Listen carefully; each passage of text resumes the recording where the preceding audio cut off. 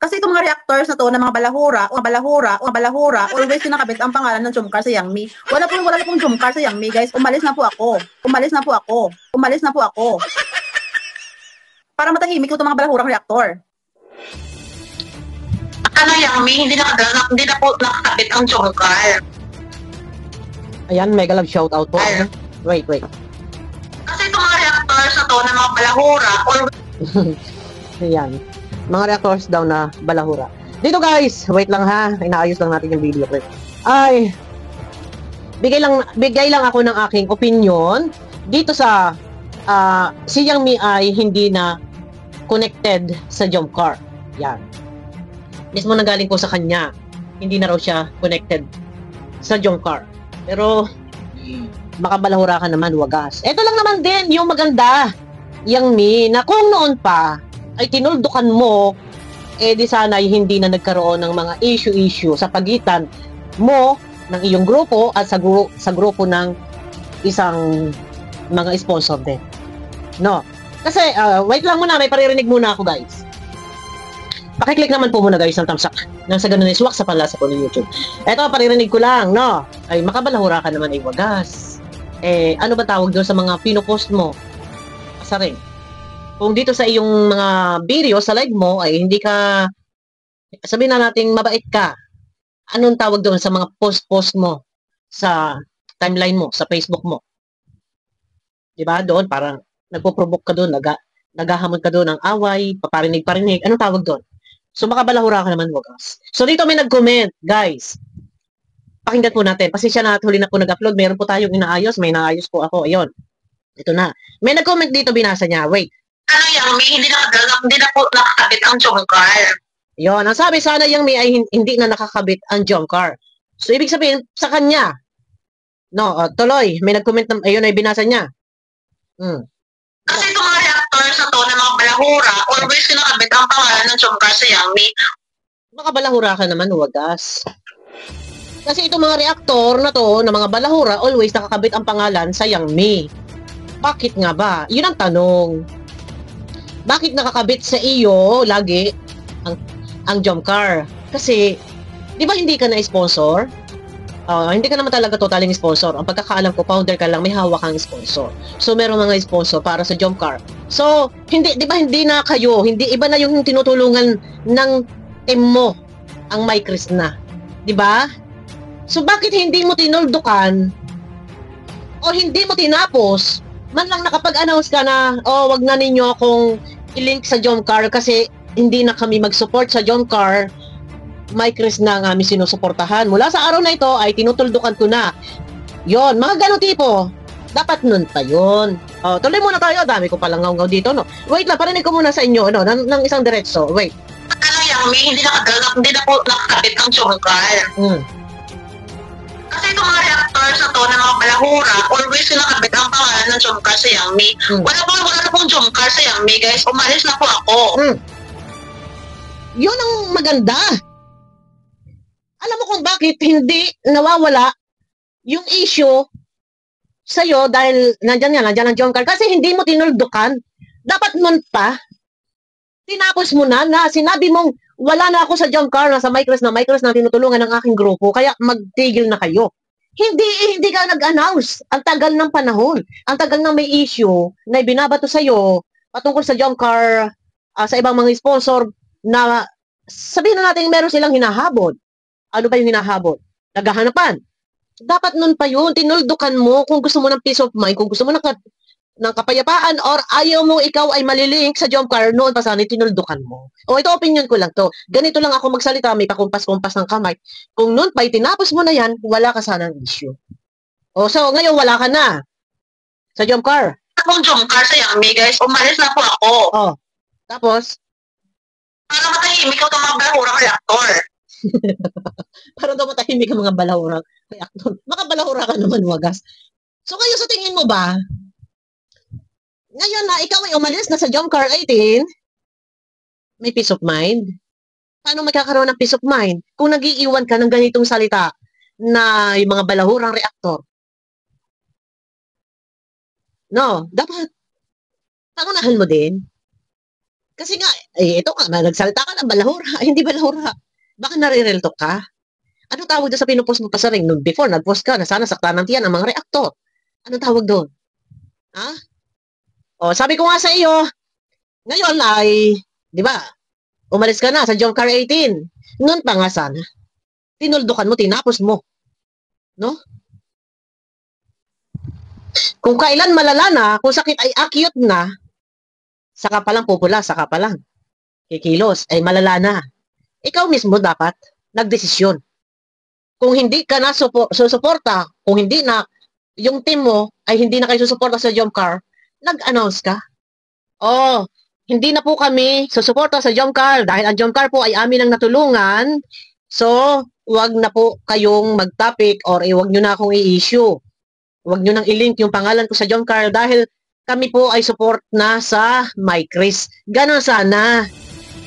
Diba? Kasi marami na rin naman talaga mga ayaw sa iyo. Ibang mga sponsor ng Jomcar ayaw na rin sa iyo. Ibang mga supporters ayaw rin sa iyo. May mga reactor din na mangilan-ngilan, hindi naman lahat, na against na rin sa iyo. O, tuloy, ha? O. Tuloy. Paano matahimik ang mga balahura reactor? O.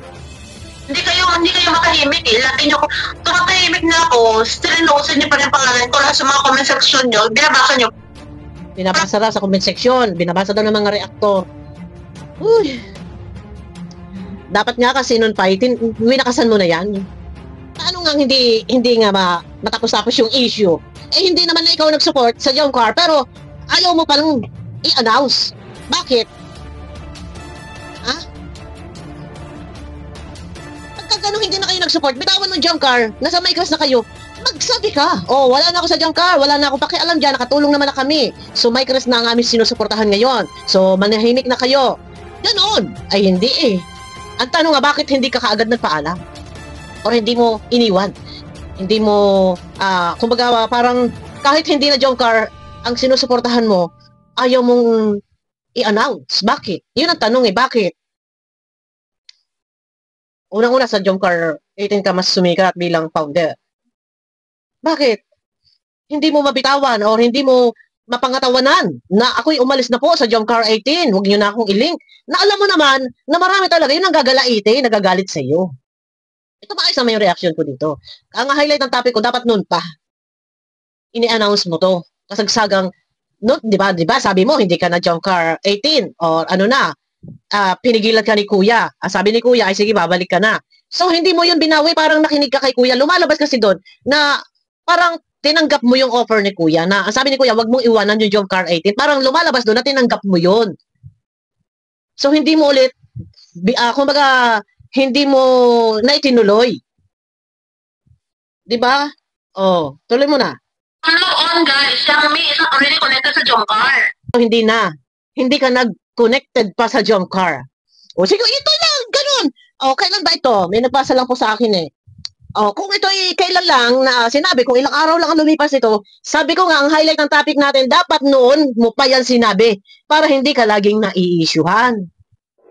Para hindi ka laging nare-reactionan. Focus ka kung saan kayo dapat pumukus, kung saan ka pumupokus ngayon, focus ka doon. No, kung sa MyChris ka lang, noon pa yun dapat na hindi sana lumaot at lumalim ang galit ng iba sa iyo. Ang tanong nga, bakit nga hindi mo agad ini-announce? Dahil may mga hawak ang sponsor na ito ay gusto pang mag-support kay Jomar. So hindi mo maiwan? Ganun ba? Dahil may mga sponsor na gusto pang mag-support kay Jomar, so ayaw mo silang maiwanan, mabitawan. Ganun ba? Tanong ko lang.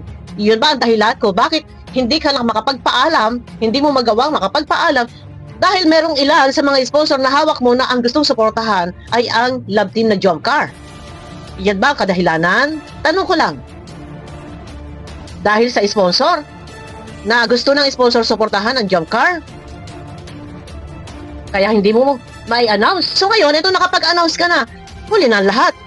Oh, kung kailan malala na. So marami nang galit sa'yo. Yung ibang mga sponsor galit sa'yo. May mga reactor na galit sa'yo. Ako naman, wala naman akong galit sa'yo. So kung ako may nagre-reaction sa'yo, pwede naman kitang reaksyonan kasi nakapublic naman lahat ng video mo. Pero wala akong galit at ako naman ay nagre-reaction ako ano lang yung mga lumalabas na video. Pero sabi ko nga, kung noon pa, ito ay dinesisyonan mo na, tuluyan mo ng iniwan na jump car, nag-focus ka kung saan dapat pumukus, kung sino yung sinusuportahan ninyo, marami naman pwede suportahan, eh di dapat nga ay sanay noon pa na sa ganun, hindi lagi na i-involve ang iyong pangalan sa mga issue-issue.